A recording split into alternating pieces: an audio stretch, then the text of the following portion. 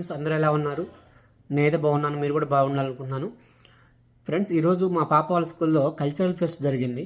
ఈ cultural fest ఎలా జరిగిందంటే, వివిధ దేశాలకు సంబంధించిన విద్యార్థులు వారి యొక్క దేశంలోని ముఖ్యమైన ప్రదేశాలు, తర్వాత వారి యొక్క సంస్కృతి సంప్రదాయాలు, వారి రుచులు అభిరుచులు ఇలా అనేక సంబంధించినవన్నీ కూడా వాళ్ళు అక్కడ స్టాల్స్లో ఏర్పాటు చేశారు. ఆ స్టాల్స్లో ఆ పిల్లలు ఆ దేశాలలోని ముఖ్య ప్రదేశాలను, వారి యొక్క సంస్కృతులను తెలియజేస్తుంటే నాకు చాలా మంచి అనుభూతి కలిగింది.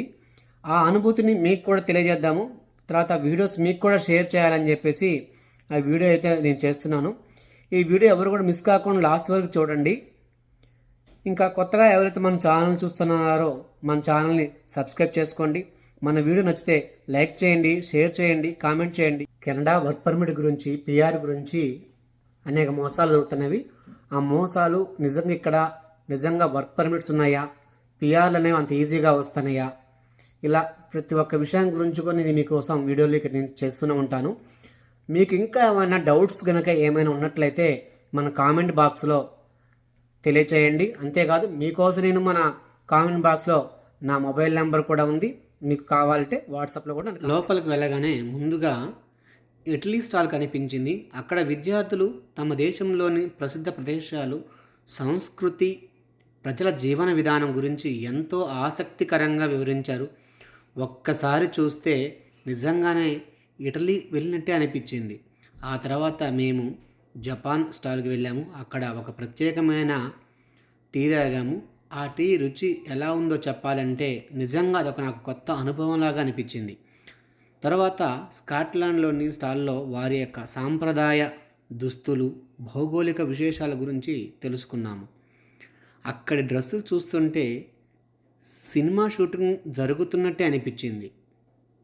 ఇంకా కొంచెం ముందుకెళ్ళగానే కుర్దిస్ట్ దేశానికి సంబంధించిన స్టాల్ దగ్గరికి వెళ్ళినప్పుడు వారి సంస్కృతిని ప్రతిబింబించిన బొమ్మలు, సాంప్రదాయ వస్త్రధారం చూసి నేనైతే ఆశ్చర్యపోయా. వారు ఒక బొమ్మకు వేసిన వారి సాంప్రదాయ దుస్థితి నిజంగా నాకు వారి యొక్క పీపుల్స్ని చూసినట్టే అనిపించింది నాకు. ఇక అలా కొంచెం ముందుకెళ్తే అలా Chile, Germany, Netherlands, Portugal, Syria ఇంకా ఎన్నో దేశాల స్టాల్స్ తిరుగుతూ ప్రపంచ యాత్ర చేసినట్టుగా నాకు అనిపించింది. కానీ మా చిన్న పాపకు మాత్రం ఒక స్పెషల్ టార్గెట్ ఉంది. అదేంటంటే స్టిక్కర్లు కలెక్ట్ చేయడము. 5 స్టిక్కర్లు కలెక్ట్ చేసి లాటరీలో పాల్గొనే అవకాశం ఉందని తెలుసుకొని మా పాప ఒక్క స్టాల్ను కూడా వదలకుండా స్టిక్కర్లు సంపాదించింది. అదంతా బాగానే ఉంది. కానీ లాటరీ ఫలితం వచ్చినప్పుడు ఏమైంది, మా పాప గెలిచిందా లేదా, ఆ విషయం మీకు తెలుసుకోవాలంటే వీడియో చివరిదాకా మీరు చూడాల్సిందే.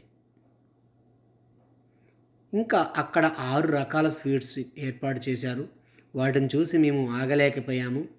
ఒక్కొక్కటి రుచి చూసి